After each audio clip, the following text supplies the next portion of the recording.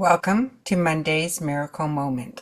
I'm Diane Lund, a spiritual minister specializing in A Course of Miracles, in case you don't know, and you're watching this for the first time. So I always share a quote from A Course in Miracles, so I'm going to share that quote with you now. And the quote says that you do listen to your voice of ego, or the voice of your ego, is demonstrated by your attitude, your feelings, and your behavior. So one more time, that you do listen to the voice of your ego is demonstrated by your attitude, your feelings, and your behavior. Well, this is a really good topic for this week because often, I think probably one of the most common questions I'm asked is, how do I know if I'm listening to the voice of my ego or the voice of the Holy Spirit? Well, there are a couple ways to tell. One is, which voice speaks first and loudest and insists that it is right? That is always the voice of the ego. The voice is loud, it's demanding, it argues. If any of those things are happening, you can be sure it's your ego. The voice for the Holy Spirit is often referred to as a small, still voice. You have to get quiet. You have to let your thoughts go.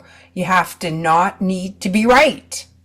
If you need to be right, you are probably listening to the voice of your ego. The Holy Spirit opens up and receives. You have to open up and receive. Receive the blessings. Receive the miracles. Receive the guidance.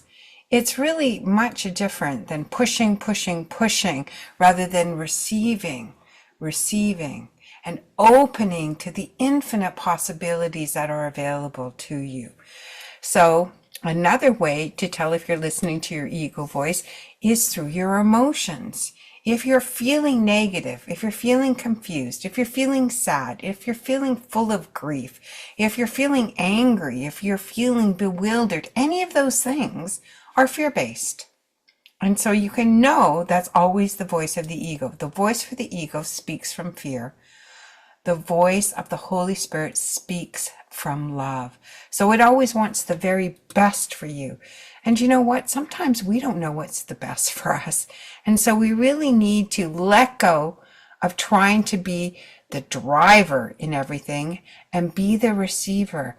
Ask for assistance, ask for divine assistance, and open up to receive it. And please, write it down, record it. We forget. We have so many things going on in a day that we often we forget what we've been asking for, what we're looking for. Start out, if you don't know how to write in a journal, start out with the things you're grateful for.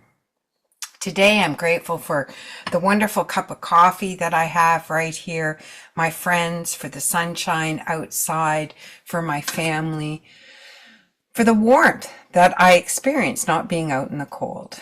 So anyways, that's the Monday Miracle message for this week. If you want to join our study groups, go to miraclesandwonders.ca and sign up for a free membership for a month. And come to the first and third Monday study groups and check us out. We would love to have you there. That's it for this week. Thanks for listening. Bye for now.